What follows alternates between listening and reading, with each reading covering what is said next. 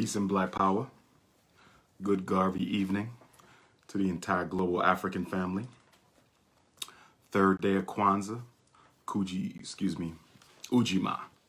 Collective work and responsibility, Kwanzaa Day 3, 2020. This is the Minister of Education and Mental Health for the entire African race, the Prince of PanAfricanism, Dr.Umar Ifatunde, Black Thanos, Notorious RBG, Intercontinental Ifatunde, most requested Black scholar in the world. That is I.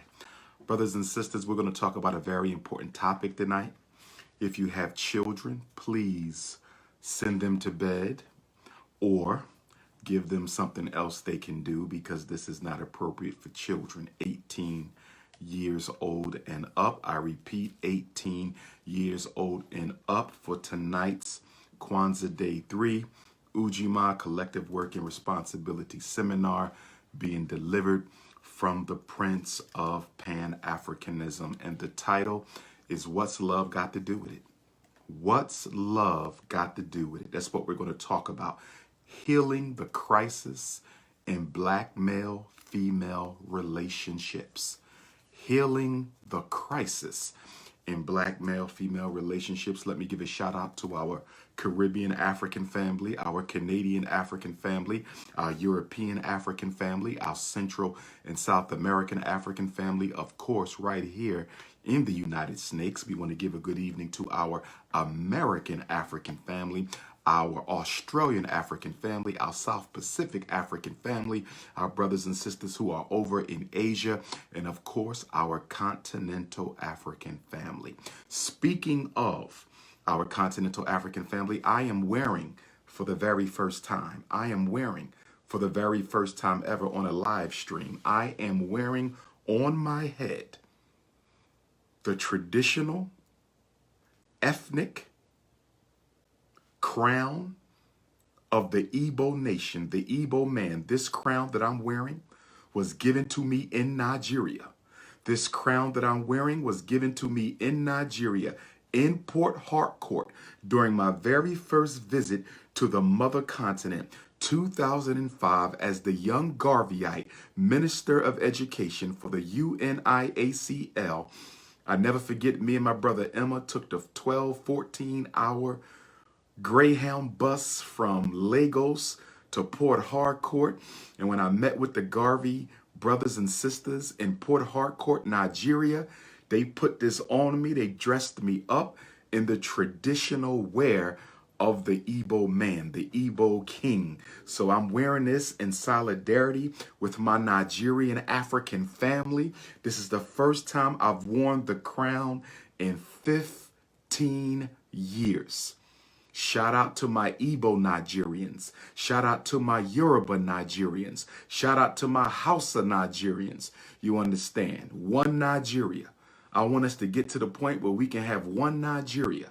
I want us to get to the point where we can have one Nigeria. I have ancestry out of Nigeria.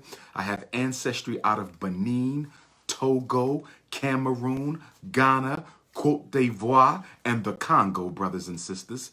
I have ancestry, Ghana, Cote d'Ivoire, Togo, Benin, Nigeria, and the Congo, brothers and sisters. So me wearing this is exactly what I'm supposed to be wearing. I practice the Ifa of the Yoruba. But I'm wearing the crown of the Enugu people, brothers and sisters, the Igbo people of southeastern Nigeria. I can't wait to come back to Nigeria. I'm scheduled to be in Nigeria in March. PLO Lumumba has invited the Prince of Pan-Africanism. PLO Lumumba has invited the Prince of Pan-Africanism to Nigeria. I believe the conference will be this March, brothers and sisters. This March, I will be there, a very important economic conference for the reclamation of the control of the economic strength of the mother continent. And that conference will be held in Nigeria. I will be presenting, I believe, to the youth, okay, to get them refocused on that Pan-African track, brother. How do I look, ladies? Do I look cute with my Igbo? How do I look, ladies? Talk to me. Do I look like an Igbo man? Do I look like the straight Nigerian that I am? Talk to me, brothers and sisters. And I don't claim one ethnicity over the other. I claim the whole country, brothers and sisters. See, that's what I like about being an American African. The benefit of the American African is that we are mixed with the blood of the entire continent. The American African is mixed with the blood of the entire continent. The American African is mixed with the blood of the entire continent. That gives us a special place within the United States of Africa. That gives us a special place within the African Union, because we can come and be the reconciliators. We can come and we can be the ones who navigate the ethnic tensions and the ethnic conflicts, because we don't belong to one nation, we belong to many nations. In fact, as Dr. Wade Noble said, elder psychologist, Dr. Wade Noble said, we are the Pan-African people. The American African is not only the ideological Pan-Africanist, we are the biological Pan-Africanist, because within this body is multiple ethnicities of the mother continent. Within this body is the blood of the Yoruba, the blood of the Igbo, the blood of the Mandingo, the blood of the Hausa. Within this body is the Asante nation and all the great nations of Ghana and all the great nations of the Congo, brothers and sisters, all the great nations of Togo and Benin and Cote d'Ivoire. We are the Pan-African people, brothers and sisters. Ashe, Ashe, Ashe. Let me remind everybody that the Prince of Pan-Africanism will be starting off the new year. I'm going to have to start wearing this. I think I look kind of cute. My North Philly eyebrows, North Philly beard, old goon lion. But let me remind everybody that the Prince of Pan-Africanism will be starting out the new year in Frederick Douglass City, Rochester, New York. I will be starting out the new year in Frederick Douglass City, Rochester, New York, brothers and sisters, at the Allah Kitchen, owned by a brother from the gods and earths. He invited me through. That's what we got to do. We have to agree to disagree ideologically, philosophically, and politically, and we have to work together socially for the uplift of our race. We can disagree philosophically, we can disagree ideologically, we can disagree politically, but socially and constructively, we must be able to unite the Pan-Africanists, the socialists, the Hebrew, the Moor, the nation of Islam, the gods and earths. Everyone must have a seat at the table. As the Bible says, in my Father's nation, there are many rooms within that house. Do you understand me? Many rooms. There's only one religion, and that is the worship of the almighty supreme power of the universe. There's only one religion, and that is the worship of the almighty supreme power of the universe. Your religion is simply your chosen pathway to get there. Your religion is simply your chosen pathway to get there, brothers and sisters. As you know, there's 1,000,001 ways to get anywhere. When I go up to Rochester, New York, I can go this way. I can go that way. I can go a back way. There's 1,000,000 ways to get to your destination, brothers and sisters. Let us not argue over the pathway, but let us all agree that we're heading in the same direction. Let us not argue over the pathway, but let us agree that we are all heading in the right direction, brothers and sisters. So yes, indeed, I'm wearing the crown of the Igbo nation given to me, Port Harcourt, Nigeria, July 2005, 15 years ago. I will never forget it, brothers and sisters. 15 years ago, I will never forget it, brothers and sisters. I even met with the son of Nnamdi Azikiwe. I met with the son of the Nnamdi Azikiwe, the great liberator, one of the great liberators of Nigeria, who studied at Lincoln University with Kwame Nkrumah. I never forget, he gave me a plaque with his father's face on it, which hangs on the wall today, brothers and sisters. So let us get into this. Rochester, New York, Saturday, January the 2nd. Buffalo, New York, Sunday, January the 3rd. Rochester, Saturday the 2nd. Buffalo, Sunday the 3rd. Brooklyn, New York, Dr. Khalid Abdul Muhammad Earth Day commemoration will be on Tuesday, January the 12th in Brooklyn. Tuesday, January the 12th in Brooklyn, and then we will be in Charleston, South Carolina on Dr. King's birthday in Goose Creek at the Diamond Cuts Barber Lounge in Goose Creek, right outside of Charleston, Friday night, January the 15th. And then Macon, Georgia at the Homeland Cultural Center, Macon, Georgia on Saturday, January the 16th. Brothers and sisters, hit your Cash App. Donate to the Frederick Douglass and Marcus Garvey Academy. $ FDMG School. Hit the Cash App. $ FDMG School. Hit your PayPal. PayPal.me/FDMG Academy. Hit your PayPal. PayPal.me/FDMG Academy. Mail in your check or money order. P.O. Box 9634, Wilmington, Delaware 19809. If you didn't catch all that, you can text me for the information. 215-989-9858. 215-989-9858. If you want to send a personal donation to Dr. Umar, you can use $ DrUmarJohnson. Do not send school donations to my Cash App. I repeat, do not send school donations to my Cash App. I repeat, do not send school donations to my Cash App. School donations go to $ FDMG School. Personal donations can go to $ Dr. Umar Johnson. You must spell the whole name. UMARJOHNSON. If you put in $ Dr. Umar, you're sending it to my haters. I do not own $ Dr. Umar. I own $ Dr. Umar Johnson. Let's talk about what's love got to do with it. Let's talk about what love got to do with it. First of all, brothers and sisters, right from the beginning, I want to make it clear that according to my psychological and political assessment of the state of the black family, there's 3 major reasons why black love is not working. There are 3 major reasons why black love is not working, and these are in no particular order. Number 1, most of us are getting into relationships not to help our partners, but to be helped by our partner. I want to say that one more time. Most of us are getting into relationships not because we want to help somebody reach their full potential, but we want to use them.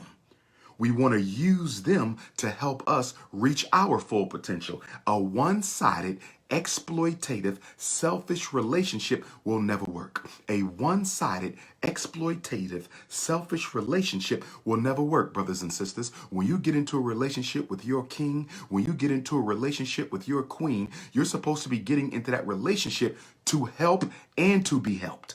To help and to be helped. But let us be honest, because we have been victimized by the American social order, and we are now trying to fit a European relationship dynamic into a traditional African relationship platform, it is not working. You do not get into a relationship because you want to use somebody to help you get where you want to go. You should not be getting into a relationship so you can use somebody to help you get where you want to go, and you don't want to reciprocate. How many of you have seen people or have been in relationships yourself where people wanted from you, but they did not want to reciprocate? That is not a relationship. That is a servitude situation. That is what you call romantic slavery. Romantic slavery is when one person is benefiting from the relationship and the other person is getting nothing out of it. That is called romantic slavery. I did not get out of 400 years of European slavery so I can enter into another 50 or 60 years of romantic. Facebook. Ladies, give me some hearts. Give me some hearts if you can still hear me. Give me some hearts on Facebook if you can still hear me. Can you still hear me on Facebook? I'm going to keep going because nobody has said that they couldn't hear me. So I believe y'all can hear me. So number 1, too many of us are getting into relationships to use the other person. We want a romantic slavery arrangement. We want a romantic slavery. So that's number 1. African people are just as selfish as our European oppressors. We are just as selfish as our European oppressors. And in many cases, brothers and sisters, we are more selfish than our European oppressors. That's right, because when white America catches a cold, black America catches the flu. When white America catches the cold, black America catches the flu. When white America catches the cold, black America catches the flu. So we are outperforming the European within his own culture. We are outperforming the European within his own culture.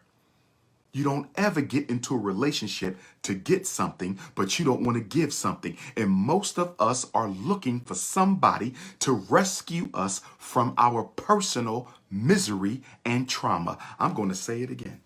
Most of us are getting into relationships because we want somebody to save us from ourselves. And I'm here to tell you right now, the Prince of PanAfricanism, that nobody can save you from yourself. The only person who can save you is yourself. The priest can't do it. The Babalawo can't do it. The Mama Larisha can't do it. The pastor can't do it. The imam can't do it. The only person who can save you from you is you. So stop getting into relationships trying to make somebody else responsible for your happiness. Nobody can make you happy but you. Nobody can make you happy but you. Nobody can make you happy but you. Not Denzel Washington. He can't make you happy. The most handsome rapper, the most handsome singer, he can't make you happy. Black man, I don't care how curvy she is. I don't care how thick she is in the thighs. I don't care how round the rump shaker is, brother. I'm telling you that that woman cannot save you from yourself.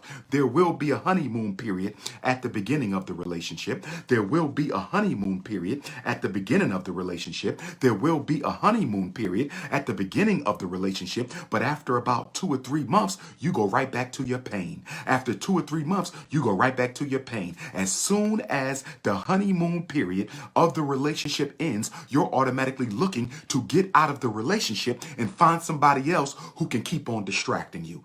All your relationships will fail.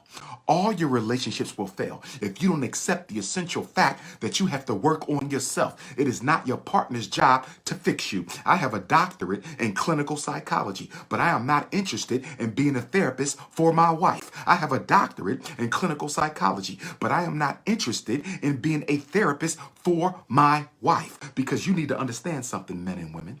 You need to understand something, men and women. You need to understand something, men and women. Emotionally unhappy, emotionally unfulfilled, emotionally injured people are spiritual vampires. I'm going to say it again. I'm going to say it again.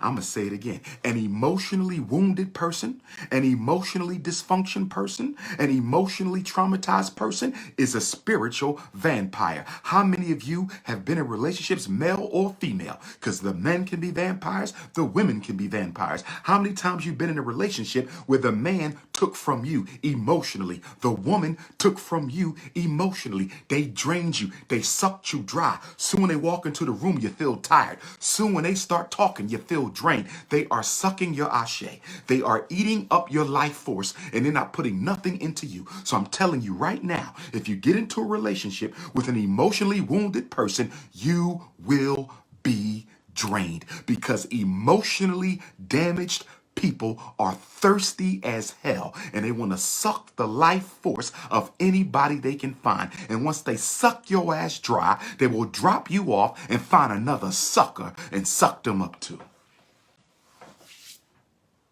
And I want to say this. I want to say this. And I know it's tough love. Black man, black woman. I want to say this. Take responsibility for the people you bring in your life.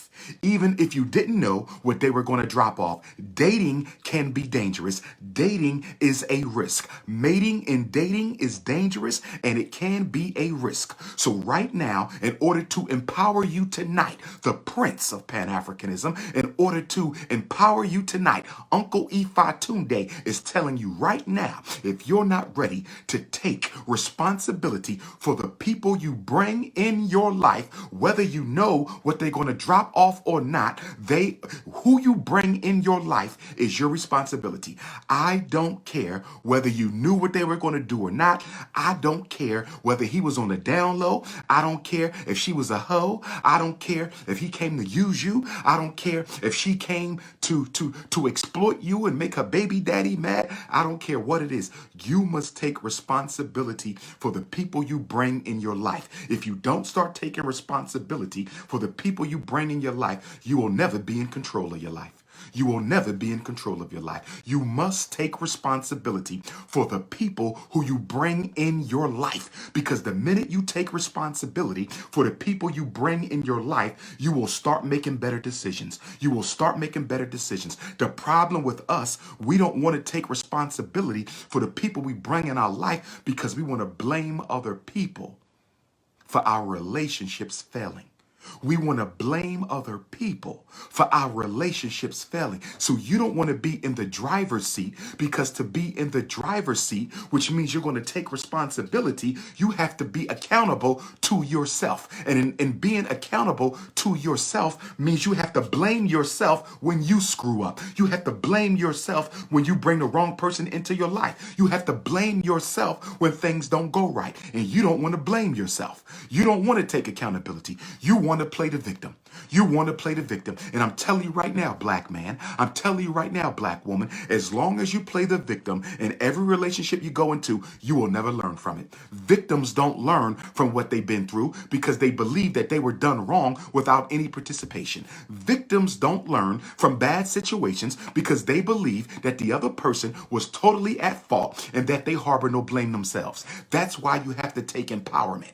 That's why you have to take responsibility, brothers and sisters. Take responsibility for the people you bring in your life, irregardless of what they do to you. It is your responsibility. You brought them in. Take responsibility so you will be more careful in the future with the choices that you make. Stop being so damn selfish. Another reason why our relationships don't work. So we talked about selfishness. We talked about trauma. We get into relationships because we're looking for somebody to deliver us from our pain. I think the ancestors of Nigeria are speaking through me. I think this crown got the ancestors. I'm catching the African Holy Ghost, the West African Holy Ghost, the Igbo Holy Ghost, the Hausa Holy Ghost, the Mandingo Holy Ghost, the Yoruba Holy Ghost, the Ghanaian Holy Ghost, the Benin Holy Ghost, the Togo Holy Ghost, the Cameroonian Holy Ghost, the Congolese Holy Ghost. But let me stay focused. I'm such a Pan-Africanist. I'm such a Pan-Africanist. I'm such a Pan-Africanist. So number one, we're selfish. Number two, we're looking for somebody to rescue us from our pain. And number three, we're scared to get hurt. We're scared to get hurt. We're scared to get hurt. That's right. If you are afraid of being hurt, if you are not ready to be vulnerable to your partner, you should not be dating. I'm going to say it again. The only way to love deeply is to put yourself in a position where you could potentially be hurt deeply. That is the balance of romance. If I don't allow the woman to love me, if you don't allow the man to love you, if you don't become vulnerable so you can receive the feminine energy from your partner or the masculine energy from your partner, if you don't become vulnerable enough to receive that other half of yourself that God designed you to need, if you don't become vulnerable enough to let them love you, you will starve them of what they need from you. Do you understand me? If you don't open yourself up to receive their love, you automatically cut them off from receiving your love. So nobody gets what they want. And the biggest reason why that happens in our community is because we're scared to get hurt. And if you're scared to be hurt, if you are that terrorized, if you are that paranoid, if you are that terrorized, if you are that paranoid about being hurt, you should not be dating. Stop bringing your problems into other people's lives. They have enough of their own. Stop bringing your problems into other people's lives. They have enough of their own. And guess what, brothers and sisters? And guess what? I'm an Ifa devotee, but African spirituality ain't going to save you from yourself. I don't care if you're a Christian. You being a Christian does not eliminate your relationship trauma. You being a Muslim does not eliminate your emotional baggage. Religion is a distraction. Religion is a costume. Religion is not a solution for unmet emotional and psychological issues. Speaking of that,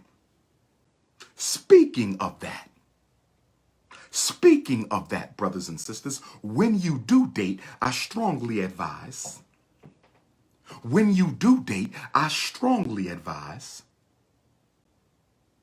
that you live with your potential mate for at least 3 months. Did you hear what I said, brothers? Did you hear what I said, ladies? You must live with your potential mate before you marry them. You must live with your potential mate before you marry them. You must. Because until you live under the same roof, until you wake up together, until you go to bed together, until you wash up together, use the bathroom together, until you pay the bills together, until you experience them on a 24-hour basis, sunrise to sunset, you do not know who you are about to marry. There's nothing worse than marrying somebody who you never lived with. I don't care what your pastor said. I don't care what your imam said. I don't care what the priest said. I do not care. You do not live in the age of Moses. You do not live in the age of Muhammad. You do not live in the age of Noah. You do not live in the age of Abraham. You do not live in the age of Jesus. We live in 21st century. Do you understand me? 21st century America. People are crazy. Psychological illness, mental disease, emotional handicaps. You can't afford to be throwing your future away because you getting married acting like you living 2,000 years ago. This ain't Syria. This ain't Israel. This ain't Bethlehem. This ain't Saudi Arabia of 2,000 years ago, 1,500 years ago. This is the US of A, and Negroes got issues. Negroes got issues. Negroes got issues. You better live under the same roof. Now, ladies, Dr. Umar has a limit.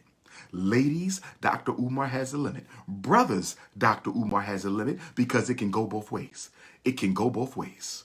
It can go both ways. My limit is simply this: 3 months minimal, 2 years maximum, especially for our women. Especially for our women.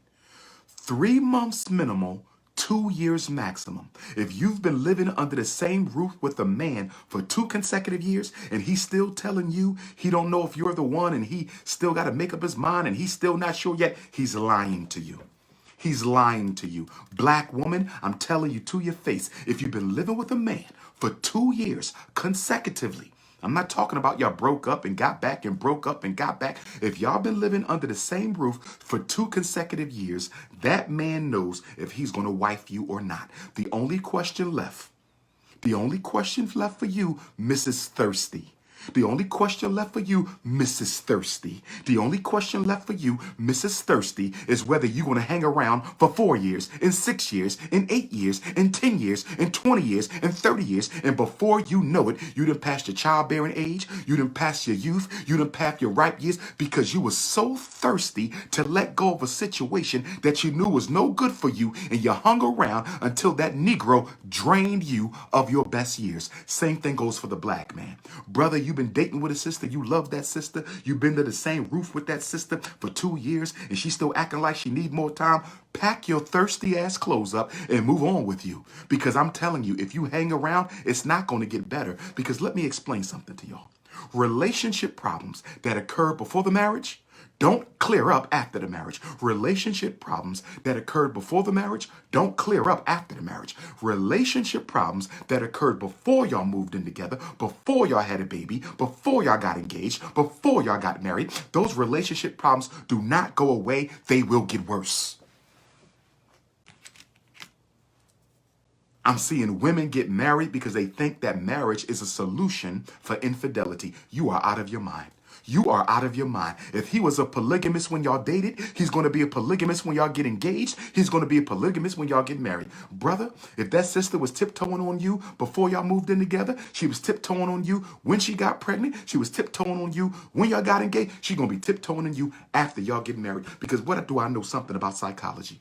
Let me tell you something I know about psychology. Let me tell you something I know about psychology. And that is real simple. One of the first rules of behavioral psychology is the best predictor of what you will do tomorrow is what you did today. The best predictor of what you will do tomorrow is what you did today, because human behavior does not tend to change. Human behavior is relatively consistent because most people do not have the willpower to change who they are. If you didn't like them before y'all got married, why in the heaven do you think you're going to like him or her after y'all get married? I'm just speaking the facts. I'm just speaking the facts. I'm just speaking the facts.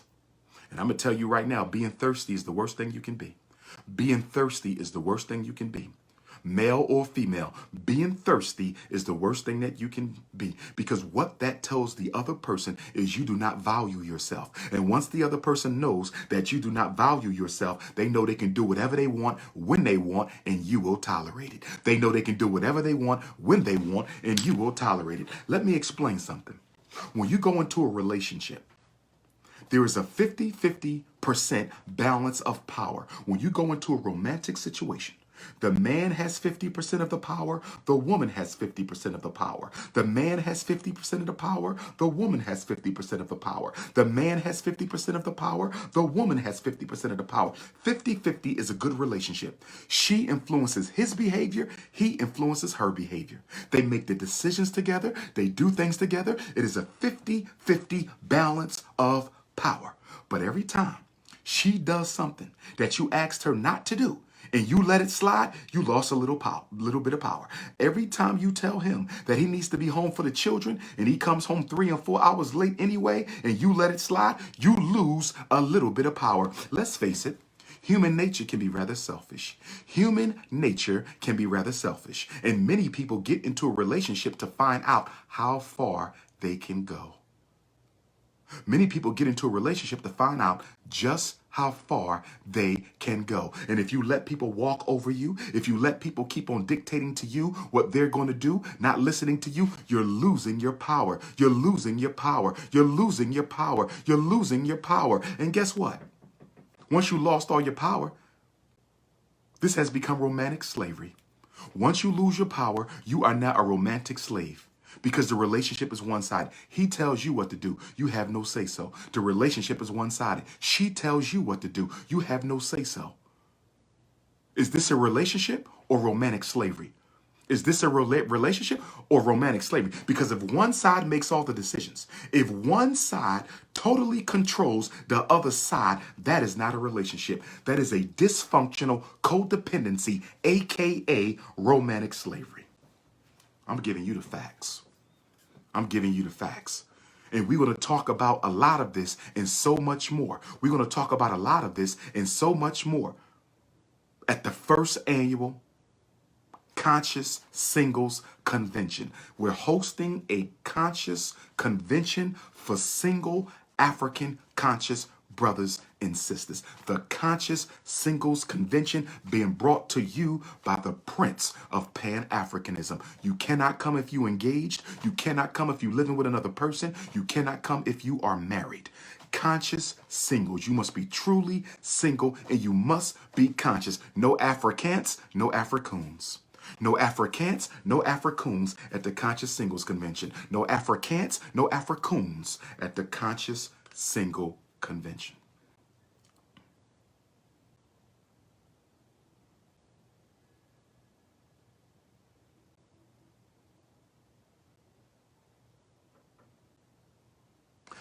%50 balance of power in the relationship.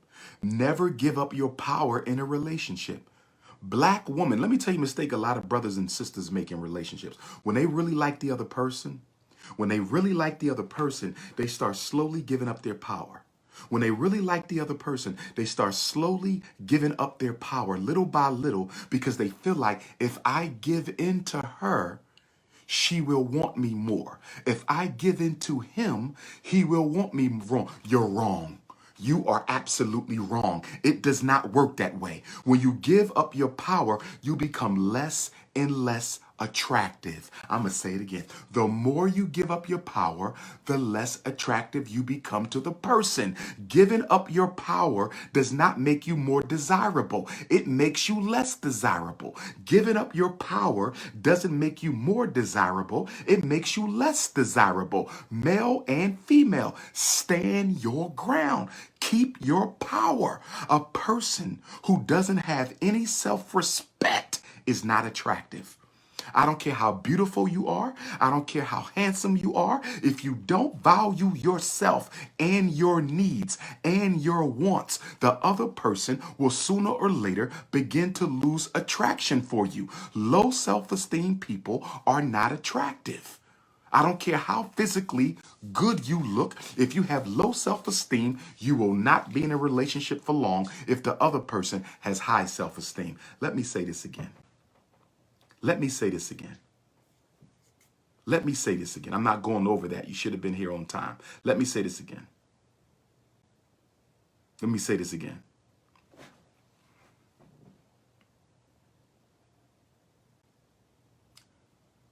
You get into a relationship. You have 50% power. The man got 50, the woman got 50. Power, respect, integrity. The minute you start giving into things that you said you did not want to see, the minute you start tolerating things that you said were non-negotiable, the other person begins to see you as weak, not strong. That is not compassion. They're going to see it as weakness. The problem is some of you are so thirsty for a relationship.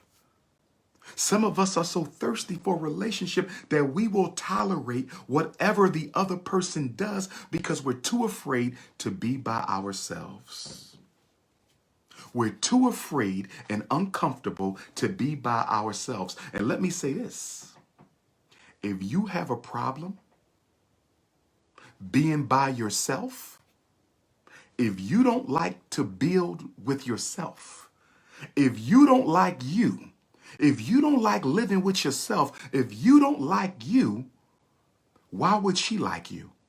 Why would he like you? If you don't have a good relationship with yourself, if you don't have a good relationship with yourself, how are you going to have a good relationship with another person? If you are miserable alone, you're going to be miserable with a partner.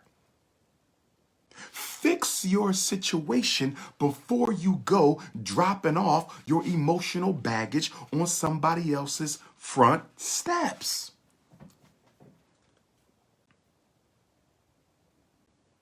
I'm just giving you facts. See, the reason you have to live with the other person is because most of us, when we date, we don't tell the other person who we really are. We don't show the other person who we really are. We put on an imaginary, metaphorical Halloween costume when we go on the date. We put on an imaginary, metaphorical Halloween costume when we go on the date. This is what we do. We put on this costume, right? And you're dating the Halloween character, okay? You're dating the public representative of the private demon. I said you're dating the public representative of the private demon. You're going on a date with the public representative of a private demon. And the whole time you're dating, it's all a Hollywood show. She's not acting like who she really is. He's not acting like he really is. And y'all don't find out who y'all really are until y'all live together. Because see, it's hard to keep up an act 24 hours a day. At some point, the ego is going to stop acting because the ego is going to get tired. And the ego don't want to act in the first place because the ego thinks that you're the shit. And the ego feels like they should be able to be whoever the hell they want to be. And while we putting on an act to get him or her, because sooner or later, we're going to drop our guard and let the real person out anyway. So when you live under the same roof, guess what? You start seeing things you never saw. Y'all been dating for 2 years, but now y'all living under the same roof. You starting to see things you never saw. Ladies, you didn't know he don't take out the trash. His mother takes out the trash. He expects you to take out the trash. Black man, you never knew that she don't wash her hands before she cooks. She digging her nose, digging her butt, and will go right in there and make your tuna sandwich.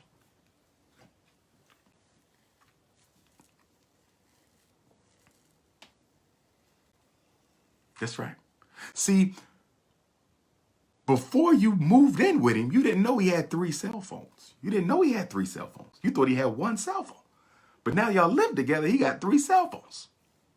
You didn't know his baby mom called him all hours of the night. You didn't know his baby mom be sending him sexy texts. Black man, you didn't know her ex-husband be calling her all hours of the night. You didn't know that the ex-husband was the emotional support. That's not good. That's not good. A man or woman should be cordial with the ex-husband. They should be cordial with the ex-wife. They should be cordial with the baby mom. They should be cordial with the baby daddy. But they shouldn't be so close to them that if things go wrong, the ex is the first person, the first shoulder they go crying to. Black man, you didn't know that your woman didn't take a bath every day. She only takes a bath once a week. You didn't know that before you lived with her. You thought she was a clean sister. Not at all. She's a spiritual sister. She only likes to touch the water 1 day a week. Funky as hell. You didn't know he fart all night. You didn't know he had a farting problem, a snoring problem. You didn't know these things. You have to live under the same roof. Oh, yes. Oh, yes. And if she has children and he has children, y'all have to have a conversation about blending the family. We have a lot of blended families, and blended families are good. Nothing wrong with that. They all our children anyway. You found another relationship, you got a blended family, that's good. But before y'all bring those children together, before y'all bring those children together, before y'all bring those children together, y'all need to have a conversation. How are we going to feed these children? How are we going to discipline these children? How are we going to communicate to these children? How are we going to handle disrespect for the new step parent? And I don't like to use the word, but I will. Y'all have to talk about how are we going to raise these children politically? Are they going to be conscious kids, or are they going to be baby coons? Are these going to be Africans or Africoons? What type of child are the two of you going to be raising together? Because if the father is the coon and the mother is conscious, y'all going to have child rearing issues. If the father is conscious and the mother is a coon, y'all going to have child rearing issues. She wants to raise him with white Jesus. You want to raise him with an Arab Muhammad. Y'all got to work this out. He wants to raise him traditional African. They want to be a Hebrew. They want to be Moors. Y'all better come to some sort of agreement. Y'all going to have to come to some sort of agreement, because you can't have the kids all over the place. And I want to say this to the men and women out there who are considering blending a family. I want to say this to the men and women out there who are considering blending a family. I want to say this to the men and women out there who are considering blending a family. Listen to me well, and I don't care if I make you angry. Listen to me well, and I don't care if I make you angry. Listen to me well, and I do not care if I make you angry. If you are not comfortable with your partner verbally redirecting your child, if you are not comfortable with your new partner offering your child some firm but respectful redirection, then that person has no business around your children. If you're not comfortable with them speaking to your child, they should not be around your child. I'm going to say it again, Miss Thirsty. I'm going to say it again, Mr. Thirsty. I'm going to say it again, Miss Thirsty. I'm going to say it again, Mr. Thirsty. If you are not comfortable with your partner offering a respectable but compassionate verbal reprimand to your child when they break the rules or disrespect them, then they should not be in your child's life, because you are not ready for that. Co-parenting means just that. We do it together. There is no such thing that you're going to handle your kids and I'm going to handle my kids. That is not a relationship. That is not a blended family. You're playing games. You're playing games. You discipline your son and I'm going to discipline my daughter. That is not a family. That is not a family. That is a social contract. That is not a family. That is not a family. And I also recommend that there be a meeting with the biological parents. There should be a sit down with the stepmom and the real mom. There should be a sit down with the stepdad and the real dad so everybody could be on the same accord. Black man, you have to do this because there's a lot of insecure brothers out there. Black man, you have to do this because there's a lot of insecure brothers out there. You have to let him know, brother, I respect you. You a man. I understand my child is going to be living under your house. But I just want to make sure you and I understand a couple of things, such as I do not believe men should put their hands on girls. Men do not punish girls. I do not like it because there's too much domestic abuse in the black community. There's too much domestic violence in the black community. And because of that, I think our little girls should never be taught or shown that it's okay for a man to put his hands on the girl. The woman, the mother, the stepmother, or the real mother punishes the daughter if physical punishment becomes necessary. The man should never put his hands on a woman, child or adult. A man should never put his hands on a woman, child or adult. A man should never put his hands on a woman, child or adult. Have a conversation. Have a conversation. First of all, let us keep it all the way funky one time. I'm going to keep it all the way North Philly funky one time. Another reason you need that meeting, not just to introduce yourself and make sure you guys have a firm understanding of what's going to take place involving your children and under that man's roof, but let us keep it all the way funky one time. Every man needs to see his woman around her baby daddy. Every man needs to see his woman around her ex-husband. Every woman needs to see her man around her baby mama. Every woman needs to see her man around the ex-wife. You want to know why? You want to know why? Because emotions don't lie. You want to know why? Because emotions don't lie. And if you get around that man and your woman is floating, you can feel the thirst she still got for that man, you might want to rethink what you're about to do. You might want to rethink what you're about to do. Because you know what a lot of us like to do? When we can't get over somebody, we get into a relationship to distract us from that person. When we can't get over somebody, we get into a new relationship to distract us from that person. But guess what? It does not work. It does not work. If you were in love with that man before, you're going to be in love with that man now. Maybe not as strongly, but the candle will still be lit. And the minute you get a chance to be around that woman or around that man, your emotions are going to shine through like clear glass. You cannot hide how you feel about another human being. You cannot hide how you feel about another human being. So I recommend that nobody ever gets married until you had a chance to see your prospective mate around their ex-mate. You better believe it. You better believe it. You better believe it. That's real facts. Her baby daddy been locked up for 5 years. Her baby daddy been locked up for 10 years. He about to come home. If she was in love with that man when he got locked up, I can guarantee you she's going to be in love with him now. His baby mom was away in Kuwait, Afghanistan. She had to do a 5-year tour. She coming back. Y'all been dating for 5 years. You better do a reality check. You better do a reality check. Let's just be honest. People are not that honest to tell you, I think I still love my ex-husband. I think I still love my ex-wife. They're not going to be honest and tell you that. Most people are not that honorable. You have to figure these things out yourself. And that's why when I meet people, I don't go around asking a bunch of questions. I don't need to ask nothing. All I do is observe. Close your mouth, open your eyes. Everything you need to see will be shown. Close your mouth, open your eyes, and everything you need to see will be shown.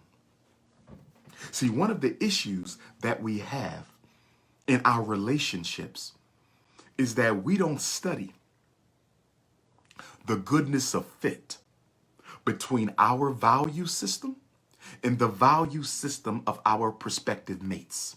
We don't study. We do not study the goodness of fit between the values. You know what we look for? You know what we look for? We always looking for what we have in common.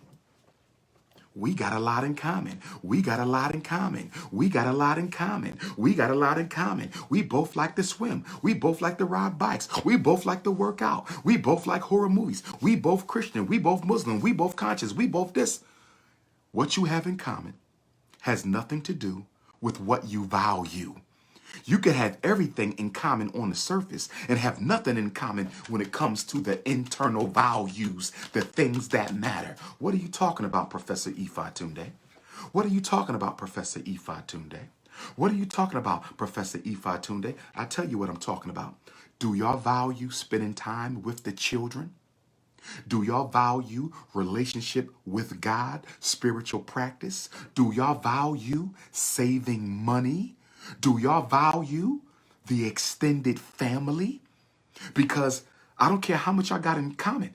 If that man like to hang out with his friends all weekend and you value the mother and father being with the children on the weekend, y'all gonna have a problem. Y'all gonna have a problem. If that woman centers her life around the church and that man don't believe in God at all, I don't care what y'all got in common, y'all gonna have some issues. You better look for the values. If that woman is materialistic and looking good and have the most expensive things, or that man is materialistic and he values looking good and having the most expensive things, and you value being frugal and saving money, y'all gonna have a conflict. I don't care what you have in common. That's superficial. What do you like to read? What do you like to watch? What do you like to do? Oh my God, we have the same activities. We both like to play volleyball. We both like to line dance. That is superficial. Get to the values. Get to the values, brothers and sisters. Get to the values.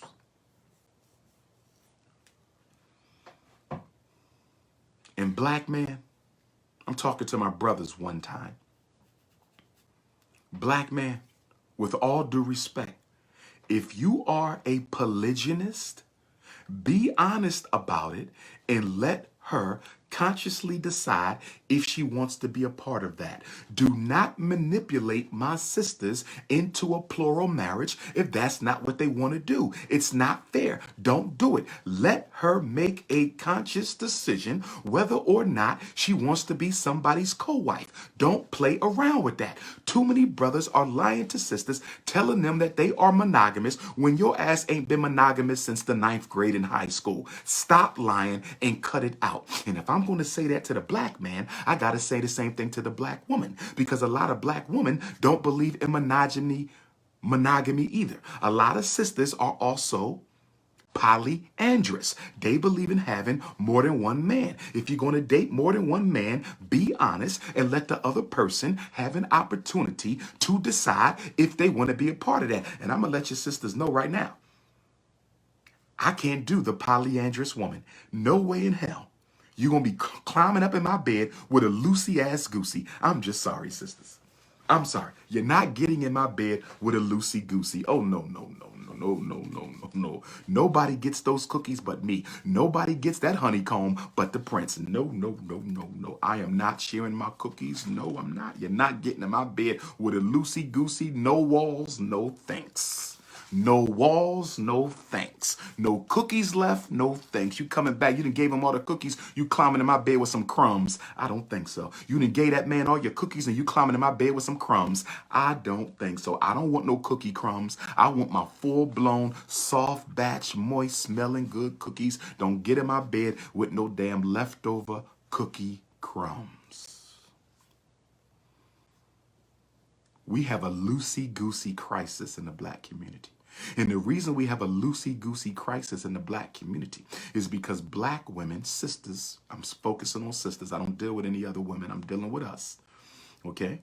As you get older, ladies, you need to know this. Let me give you a biological fact. As you get older, you become softer, more impressionable. When you were 25, you could do whatever you wanted to do with whoever you wanted to do it with, and those walls would still be strong. Now you in your 40s, you in your 50s, you're not as strong as you were when you was in college. So you can't hop from bed to bed thinking he's not going to know.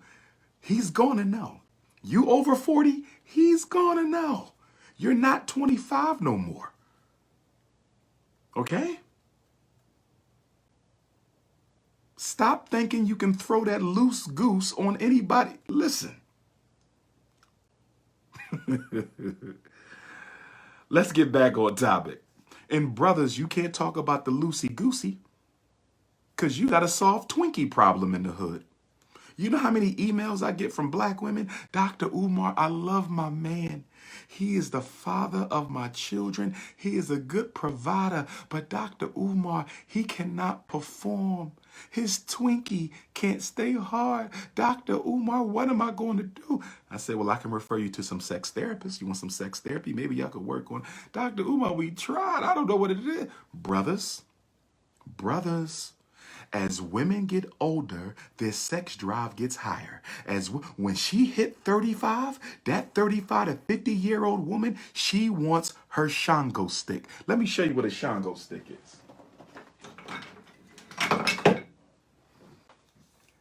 This is the Shango stone. This is the stone that is created when lightning strikes the earth. Shango is the Orisha within the Yoruba pantheon that represents male virility and power and energy, okay? Ogun as well. But this is the Shango stick, okay? Your woman needs her Shango stick. She don't want this, okay? This is spiritual. She wants the one God gave you. And if your Shango stick don't work, she's going to have a problem.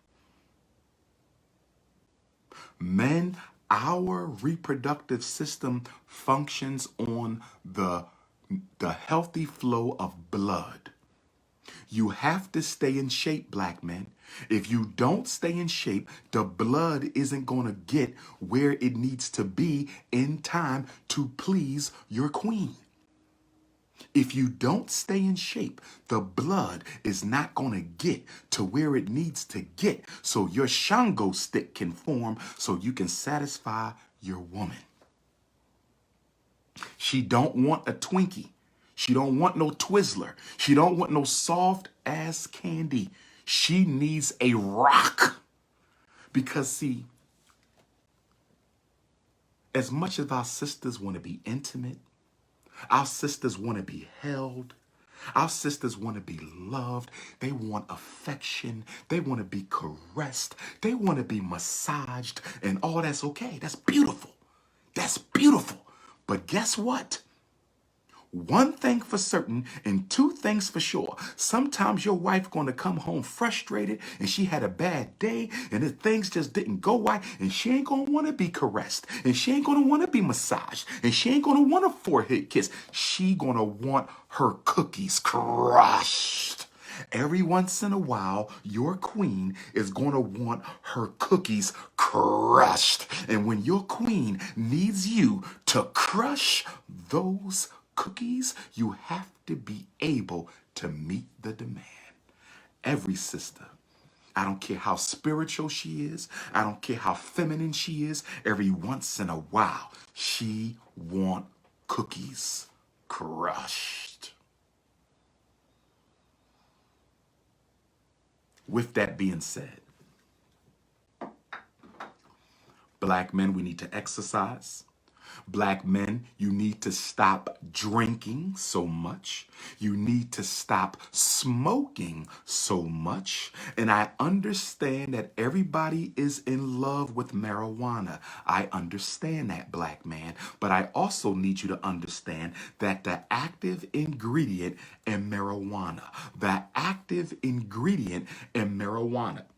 which is known as THC, the active ingredient of marijuana has an effect on the body, the nervous system, where it slows all of your bodily functions down. It slows your blood down. And if it's slowing your blood pressure down, if marijuana is reducing your blood pressure, And when it's time to be intimate with your woman, you have to raise the blood pressure. How are you going to raise the blood pressure so you can get your Shango stick if you smoking every damn day, which is reducing your blood pressure? Now, I've only ever had one blunt in my life. In Jamaica with my Bobo Shanti Rasta brothers. Shout out to my Bobo Shanti Rasta brothers. I forgot to mention y'all last night on the Garvey program, but we have to give the Bobo Shanti Rasta and all the Rasta, the Nyabingi, the 12 tribe, we have to give all the Rasta a special thank you for keeping the life and legacies of the most honorable Marcus Messiah Garvey alive. Because had it not been for the Bobo Shanti, had it not been for the entire Rasta family, a lot of people would not know about the most honorable Marcus Garvey. Okay? But here's what I wanted to say. I smoked one blunt on Bobo Hill. It didn't do nothing for me. I might try it again next time I'm in Jamaica. But here's the point that I want to make. I don't care how good marijuana is. I've only had one blunt, but I don't care how good marijuana is. I don't know too many men who want to exchange that for some good cookies. Do you understand? Okay? Because many of you brothers are going to have to make a choice between your woman and that marijuana. Between your woman and that marijuana. Okay? No more Twinkies, no more loosey-gooseys. That should be your New Year's resolution. Now let's talk about this. Let's talk about something. Just as you have to develop a style for getting into relationships, just as you have to develop a style for getting into relationships, you also have to develop a style for getting out of relationships. I want y'all to hear this. This next concept I'm going to talk about is very important. This next concept I'm going to talk about is very important. You have to develop a style for getting into a relationship. Most of us do okay with meeting a new person and getting started. Most of us do okay with meeting a new person and getting started. Most of us do okay with meeting a new person and getting started. But what about after you've been in a relationship for a while and you find out that this ain't really the person for you? A lot of us have trouble disconnecting from the partner and moving on with our life. We don't have trouble getting into the relationship, but a lot of us have trouble getting out of the relationship. And this is a concept that I refer to as being a relationship hoarder. Hoarder. You know how some people can be hoarders? They don't like to get rid of stuff. They hold on to it. They keep it. Some of us are like that in our relationships. We like to hoard relationships. You don't want to get rid of your ex-boyfriend. You still got the boyfriend before him hanging around. You still got the boyfriend before him hanging around. The men you dated for the last 10 years are still all involved in your life in some way. That's called being a relationship hoarder. There's something about you that you can't let old situations go. Same thing for black men. We have a lot of brothers who are relationship hoarders. Your first baby mama, your second baby mama, your first wife, your second wife, they're all still in your life in a way that is not healthy for you or for them. Why can't you let it go? Stop clinging to situations that no longer suit you. Stop clinging to situations that no longer suit you. And the reason why so many of us become relationship hoarders, the reason why we become relationship hoarders is because we need to hold on to as many as possible as an insurance policy so our thirsty asses never end up by ourselves. I said we have to hold on to as many people as we know. We have to hold on to them so our thirsty asses never end up by ourselves. It is called relationship hoarding. Do not be a relationship hoarder. One of your New Year's resolutions, if you got too many romantic attachments in your life, You need to have a New Year's resolution that you're going to cut that down to 1 or 2 people. The rest of them got to go. If that means you got to change your phone number, if that means you got to relocate, change your job, but you got to let some of them energies go because some of those energies are no longer serving you. You have to know when to let people go. You will never be happy if you don't know when to walk out of a situation that is no longer serving you. How many of you have hung around too long with the wrong person, male or female? How many of you have hung around too long with the wrong female? And the other thing that you need to be careful of, is dealing with people who are almost divorced. Let's talk about this almost divorced category. Let's deal with this almost divorce. This is a very dangerous situation to be in. A lot of people get hurt with this almost divorce shit. Be careful with this almost divorce. It is not healthy. You cannot trust people. People out here are crazy. Some people don't know how to deal with betrayal. They don't know how to deal with loss. And you mess with somebody's wife before they got divorced, it could be problems.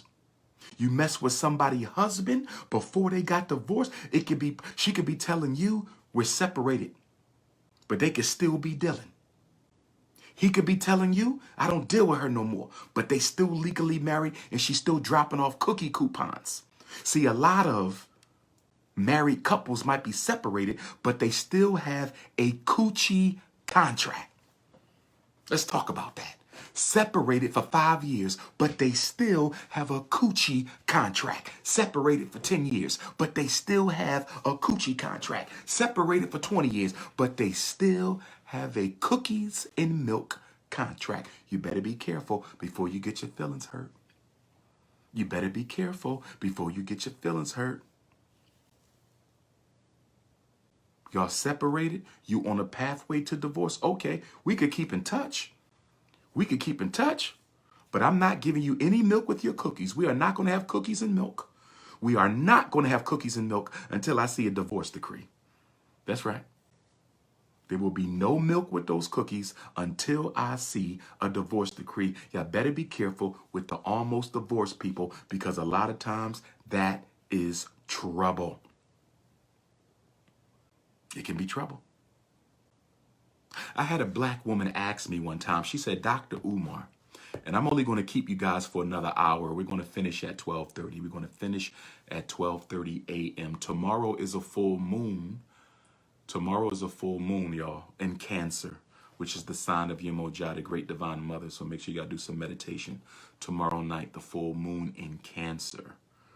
But I want to say this. I had a sister come to me one time. Beautiful, beautiful, beautiful sister. She said, Dr. Umar, my man cheated on me. And he cheated on me with the woman down the street. She got like 10 kids. She's not attractive. She don't look as good as I do. I got everything going for me. I got a career. I'm attractive. And she was gorgeous. Drop dead gorgeous. She said, Dr. Umar, how did he cheat on me for that? I said, I'm going to tell you why. I'm going to tell you why. Unattractive women know. They can't compete with you physically, ladies. Unattractive women know. They can't compete with you physically, ladies. Unattractive women know. They can't compete with you physically, ladies. So you know what they're going to do? They're going to compete with your wifey skills.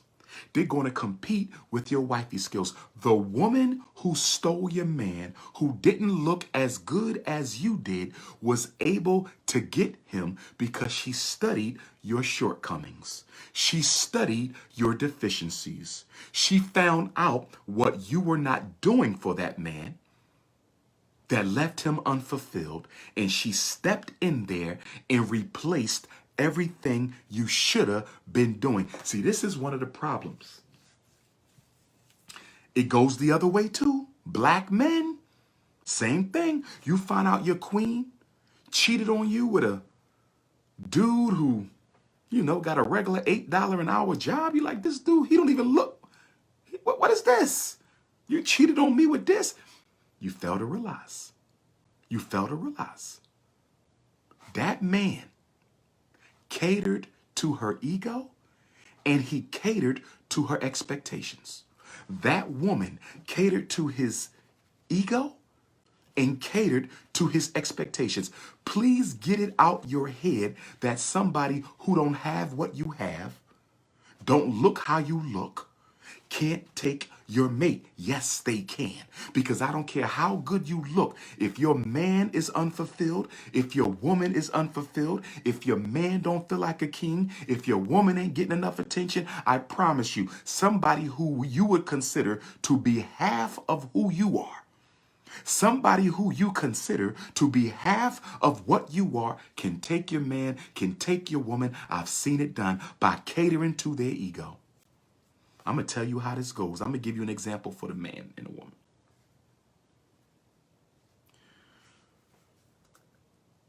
Your man like his back rubbed, but you don't do it. Your man like home cooked food. You say you don't cook. Your man want to go out sometimes, go on vacation with his woman, but you a big time lawyer, big time business owner. You ain't got time for that. Your man feels neglected. The lady down the street, unattractive, ain't got much going for her, but guess what? She can cook her ass off. She can cook her ass off. And one day she see you coming and she say, hey girl, I made some extra food. I can't eat it all. Here's a plate for you, and here's a plate for David. Here's a plate for you, and here's a plate for David. And you warm up that food for David, and David eat that damn food. She got that baked chicken and that baked salmon with the homemade sauce. She got them greens and them deviled eggs and that sweet potato pie and those buffalo shrimp she made herself and her special macaroni and cheese and her homemade raspberry iced tea. David be like, damn.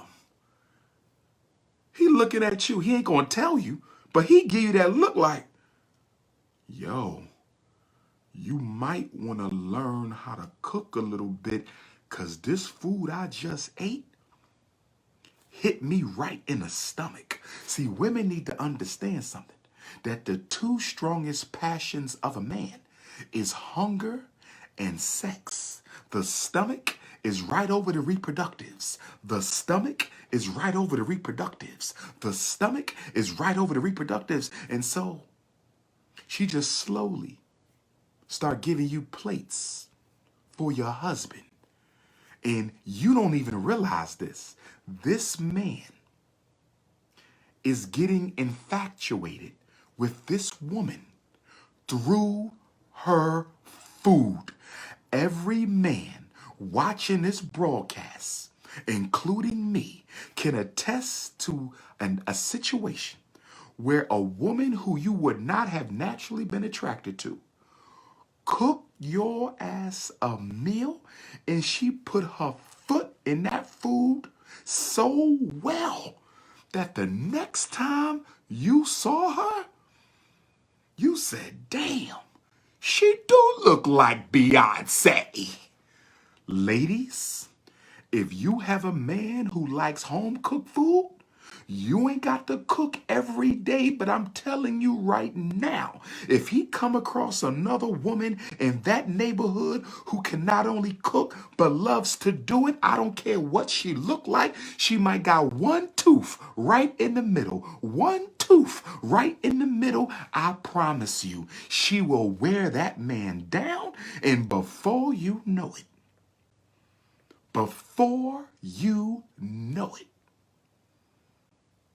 he coming home one day, and you still at the job, and she catch him coming up the street. And she say, hey, David, I made some extra pineapple upside down cake. David, would you like to come in and have a slice of this pineapple upside down cake? And David know he really don't need to go into that house, but he hungry. And he already feeling the woman because she been feeding him for the past 3 months with your permission. And so guess what? David goes in the house with the woman with one tooth, and she cut that pineapple dot upside down cake, put a little ice cream on the side, and David eat that upside down cake. And before you know it, David got your neighbor upside down inside the upside down cake. So I'm telling you, sisters, right now, she can cook for him once in a while. Once in a while, your friend can cook for your man. Once in a while, the neighbor can cook for your man. But you cannot allow a regular food, a regular underground railroad from her house to your house. Because if you allow an underground railroad food chain from your house to her house, if you let that underground railroad food chain, one day she gonna have your man coming right to her house, underground, looking for that food. See,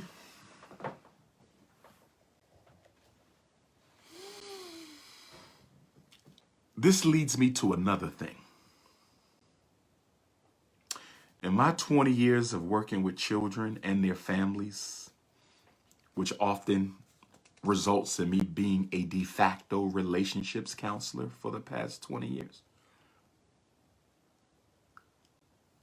I've noticed that women, too often, sisters, I want you to hear me, brothers can do this too, especially men who were raised by their mothers, who have a little bit too much feminine energy in their personality. See, when you're raised by a woman without a man at all, when you're raised by a woman without no masculine energy, you can pick up too much of female personality pattern, my brother.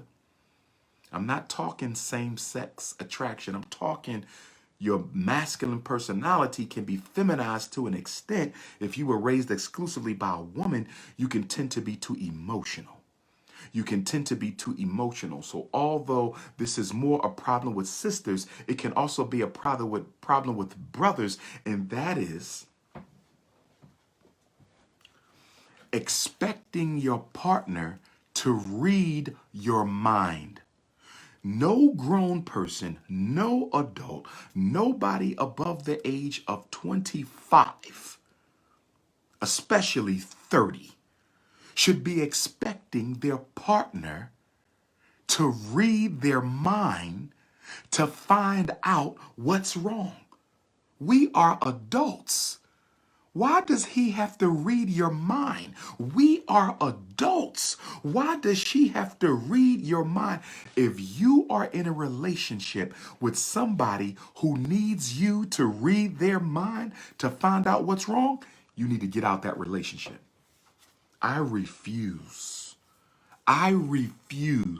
to date a woman who can't tell me what's on her mind. That is immature and it is ridiculous. I am a psychologist. I am not a psychic. I am a psychologist. I am not a psychic.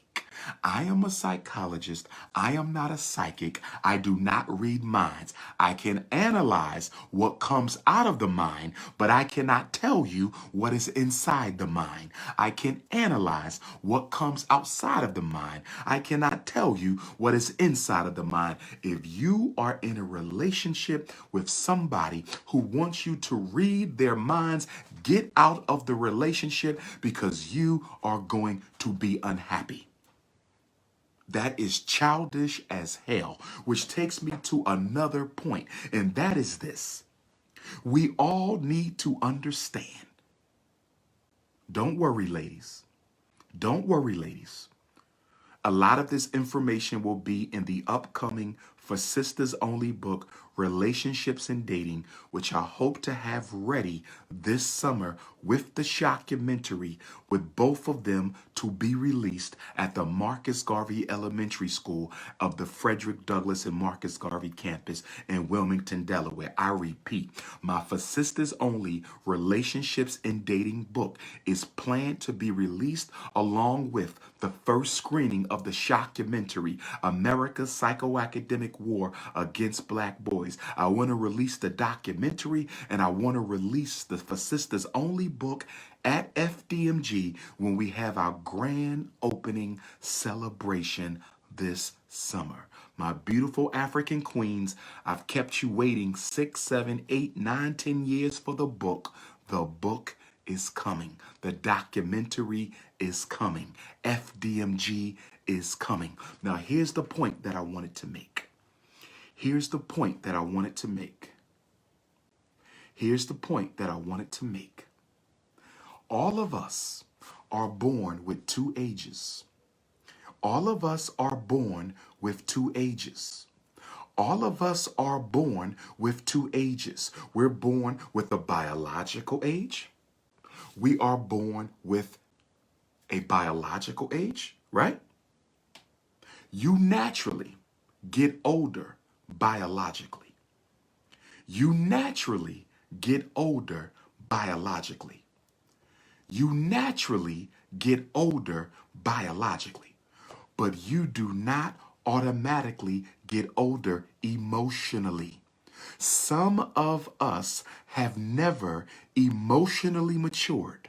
Some of us have never psychologically matured from our childhood. And when you date somebody, you need to understand that the physical age is one thing. The emotional age is something else. Physically, you can be 40 years old. Emotionally, you can be 20 years old. Physically, you can be 50 years old. Emotionally, you can be 5 years old. Physically, you can be 35 years old. But emotionally, you can be 3 years old. You have to study people's emotional age. You have to study people's emotional age.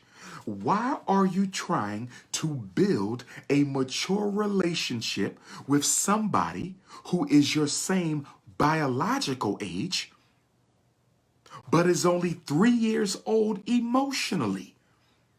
That man might be 3 years old emotionally. That woman might be 12 years old emotionally. You have to study people's emotional age. And I'm going to tell you how to do that. I'm going to tell you how to do that. I'm going to tell you how to do that.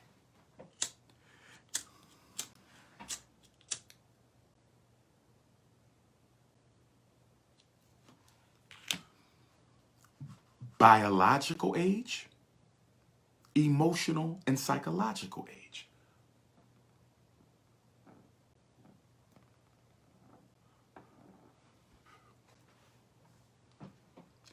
Biological age, emotional and psychological age.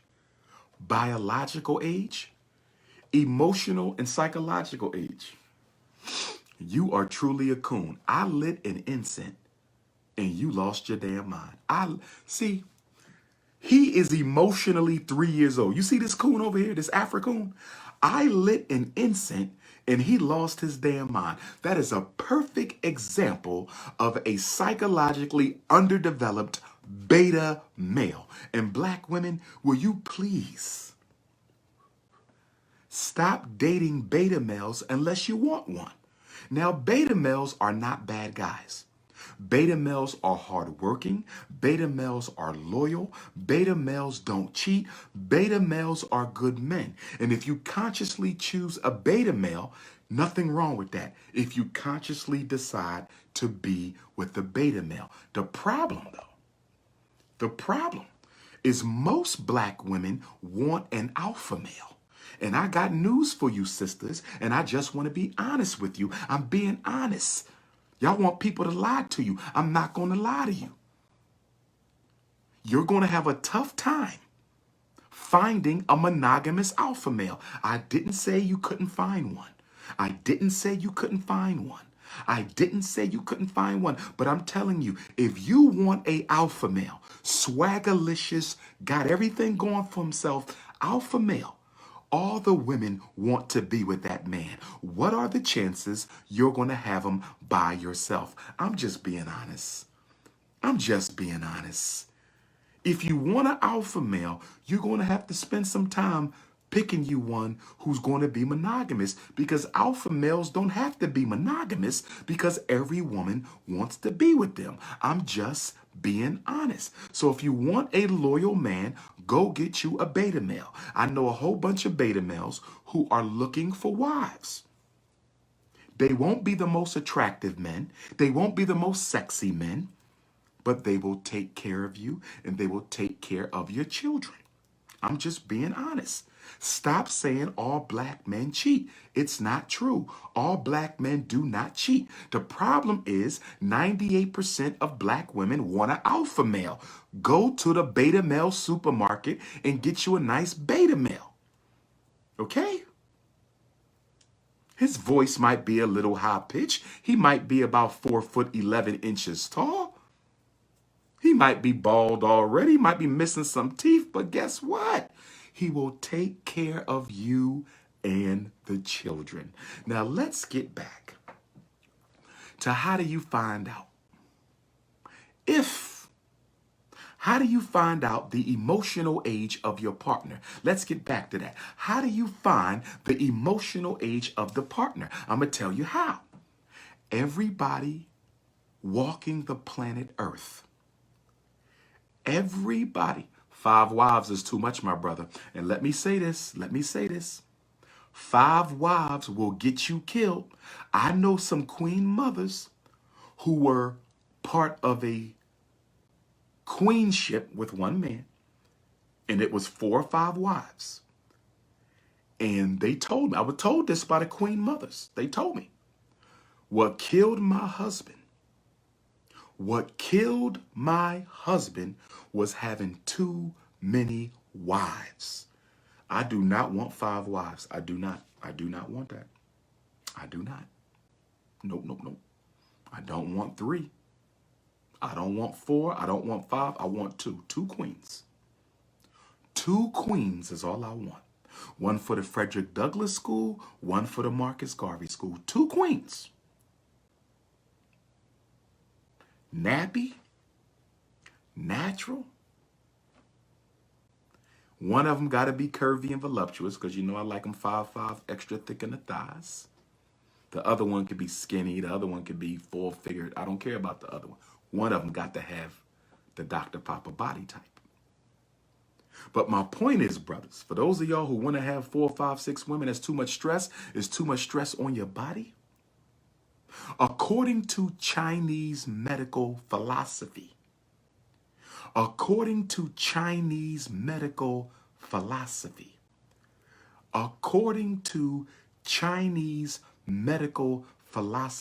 we are born as men with a certain amount of life force called Qi, which is a word the Chinese stole from the Igbo people. The word Qi was borrowed from the Igbo of Nigeria because Qi, which is the essence of the creator, which is Chukwu, if I'm saying that correctly. The Qi is the divine energy, which the Yoruba call the Ashe, the life force that lives within us. And according to Chinese medicine, you have a certain amount of Qi. And the older we get as men, we have to be more protective of our Qi. Because draining yourself of your Qi on a regular basis can bring about an early death. Brothers, be careful with your energy. You have women out here who are spiritual vampires. Her vagina is a vampire. You have emotionally unhealthy sisters. Not all of our women, not most of our women, but some of our women are emotionally unhealthy to the point that her vagina is a vampire. It even has teeth. It even has teeth, and it will suck all of your ashe, all of your chi, all of your life force out of you. And by the time you get finished with that vampire vagina, no other woman will want you. Same thing goes for men. Black women, be careful. There are brothers out here who will drain you of the best years of your life, which is why one of the most important decisions you have to make when you are in an unfulfilling relationship that has lasted several years, one of the most important decisions that you have, he said, Humble Hungry said, will reduce you to a piece of crust. You better watch the vampire, but black men have to watch out for the vampire vagina, and black women have to watch out for the wounded phallus. There is nothing worse than a black woman letting an emotionally damaged, dysfunctional black man stick his wounded Shango stick in your heaven. Black women, you have to be careful about that. A lot of you sisters are dealing with wounded phalluses, emotionally dysfunctional men who you keep giving your cookies to, and he is injecting spiritual toxicity into your vagina. The wounded penis, the wounded vagina, you better be careful. You better be careful. Don't let your cookies get crushed by the wounded phallus. Now,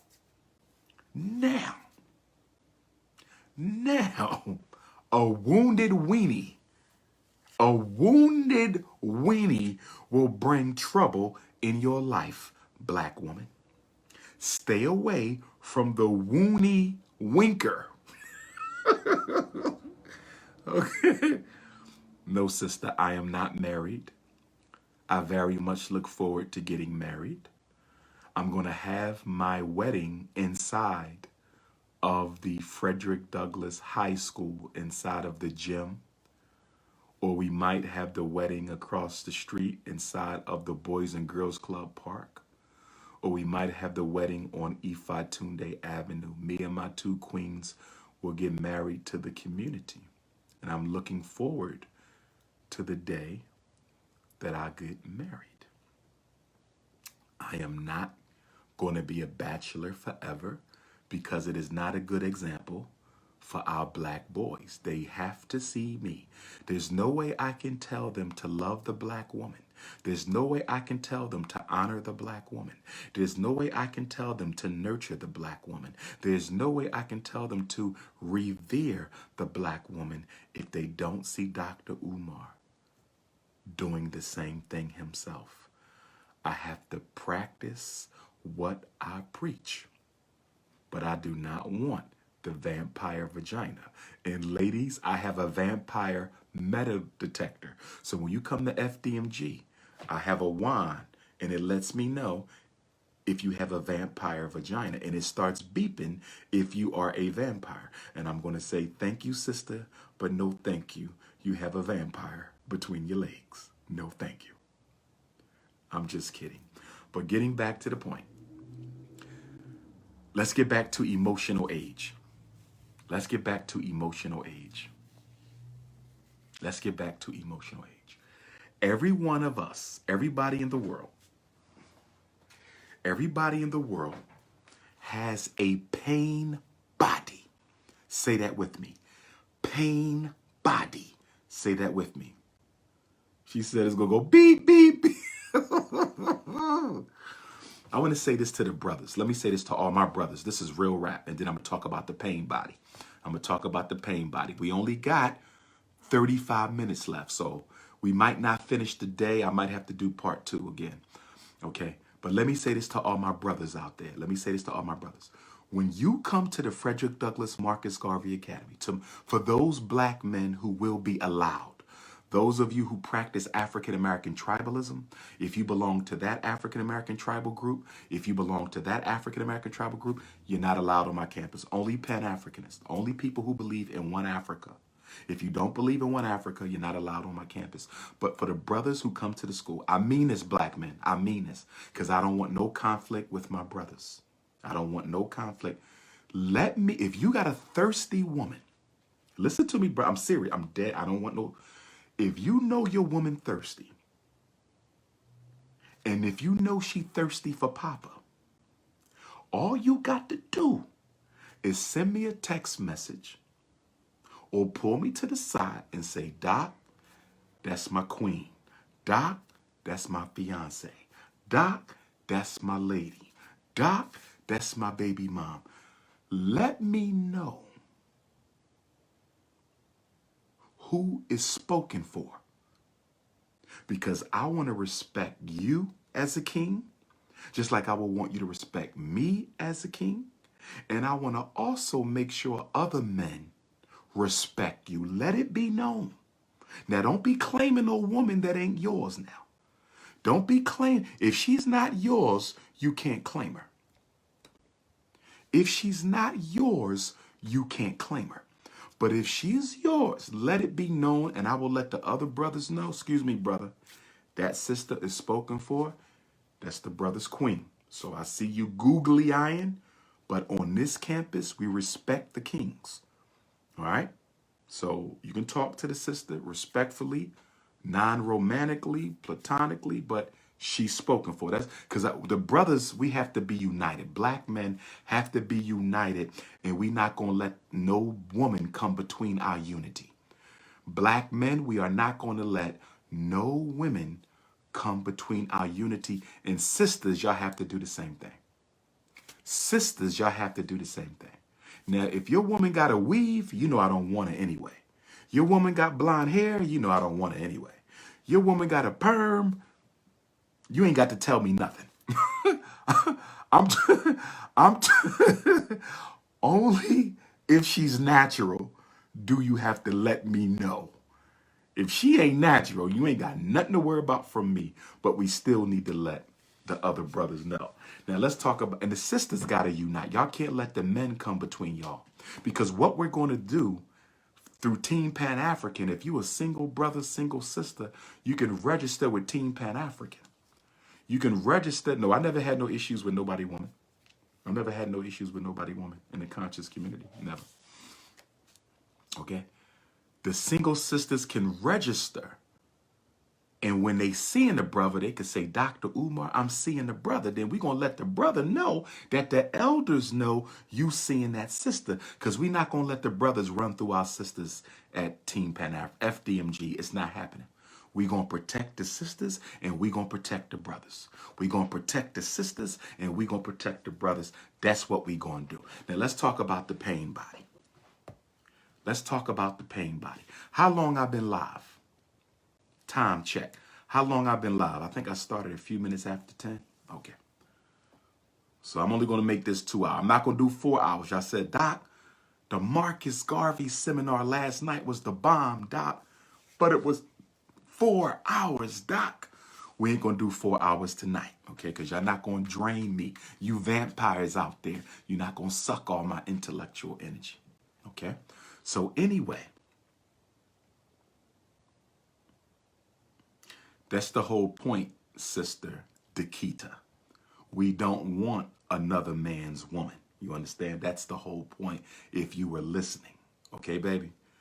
Please don't make me put you on the Book of Negroes tonight. I don't want to do that to you. I don't want to do. Please, I don't want to put nobody on the Book of Negroes. Oh, man. See, y'all going to make me write your name down. See? Do I got to add somebody to the Book of Negroes tonight? I hope I don't have to add nobody to the Book of Negroes tonight. I don't want to do that. So please do not activate your coon chip. Keep your coon chip deactivated. Do not plug it into the wall. Do not plug it into the wall. Keep the coon chip deactivated. Now, all of us have a pain body. Every human being has a pain body. The pain body is one of the layers of our being that contains all the pain and all the hurt that we have ever experienced in our life. It's in your pain body. When you was molested, when you was abandoned by your parents, when you was beat by your boyfriend, when you was cheated on by your girlfriend, when you was laughed at by your classmates, when you was fired at your job, when you was pulled over by the police, all of your negative experiences go into your pain body. Now, some of us know how to manage our pain body. Some of us know how to manage our pain body, but a lot of us, we do not know how to manage our pain body. This is why I always recommend, this is why I always recommend, my iPad about to die on Instagram. Hold on, Facebook. Hold on, Facebook. My iPad is about to die on Instagram. So, what I'm going to do is I'm going to come right back to you, Instagram.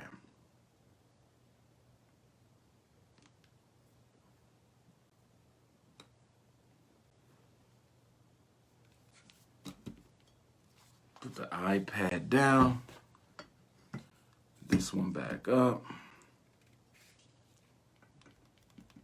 1 second, Facebook. There we go. Instagram is back. So, your pain body is a living, breathing entity within your person. Your pain body is a living, breathing entity within yourself. When you get angry in your relationship, when things don't go well for you, your pain body will rise up. Just mine. Your pain body will try to rise up and take over your conscious mind. Your pain body is the psychological age at where you are. If your pain body is operating from your 8-year-old experiences, if your pain body is operating from your 15-year-old experiences, if your pain body is operating from your 3-year-old experiences, then that is your emotional age. And this is why I never recommend that you get married.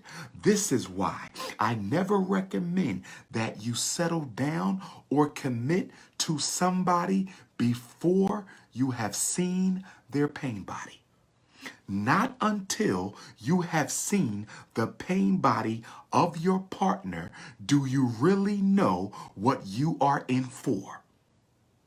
When somebody tells me my body,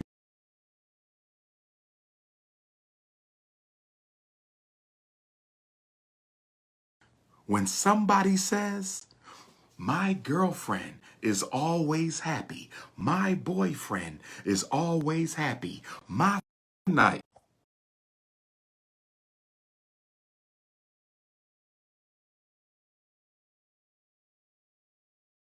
get off my phone. So brothers and sisters, do not set, I'm going to block them. They call again, they getting blocked. Let me explain something to y'all. I don't like people to call me back to back. Don't ever call my phone back to back. If you call me 3 times in a row, I'm going to block you. I don't care if you're a brother, sister, youth elder. Do not call me 3, 4, 5, 6 times in a row. If I want to talk to you, I will answer. And I don't answer numbers I don't recognize. So you need to send me a text message, leave a voicemail, what the emotional age is, right? The pain body tells you what the emotional age is. Now, there's another component to this. And the emotional age are attached to your inner child. The pain body is the brain of the inner child, and the inner child is the little boy and girl that you were. From birth to things from our parents. Intimacy, we needed them to love us. Reciprocity, we needed them to give to us and let us give to them. In availability, we needed our parents to be present. Let me say it again. We needed our parents to be intimate with us, a deep love, right? We needed our parents to be reciprocal with us, to give in exchange, and we needed our parents to be available to us, to be present in our lives. But guess what? Some of us had parents that were too busy for us. Guess what? Some of us had parents who were not present. Some of us had parents who were emotionally cut off. You understand? Some of us had parents who were stingy with their time, with their money, with their person, right? And we missed a lot. We missed a lot. And so the inner child that lives in you is still trying to get their needs met dysfunctionally through your relationships. Let me say it again, and I hope y'all listening. I hope y'all listening. I hope y'all listening. Okay? When you don't get what you should have got from your parents, that you did not get as a child. Let me give you an example. Let me give you an example. Let me give you an example. Teenage pregnancy. Teenage pregnancy. Instagram, Dr.UmarJohnson. If it's freezing on Instagram, go to Facebook. Master teacher of all time and one of the greatest master teachers of all time. He was a Pan-African nationalist. You should read all of his books. Dr. Yusuf bin Yakinen, you should read all of his books, along with Dr. Love of the father that they never got. Here is the key about the pain body and the inner child. The inner child. Controlling your inner child is recognizing what you missed out on from your mom or dad, being from your parents. These are facts. Facebook, can you see me and hear me? Facebook, can you see me and hear me? Facebook, can you see me and hear me? If you're on Facebook, tell me if you can hear me. Okay. My Facebook feed has been sabotaged. Octavia says she can hear me. Dika says she can hear me. Tanya says she's missing the message. D-Ray said it's freezing. Go to Instagram. Go to Instagram if you can't catch me on Facebook. You good, Ohms? So, I want to say something, and we're not going to finish tonight. I have to do a part 2 at some time. We're not going to finish tonight. I will not get through all of my notes tonight. We will have to do a part 2, but I want to say this. Being in love is not the same as being in lust. And being in love is not the same as having an emotional contract. I want y'all to listen to me well right now.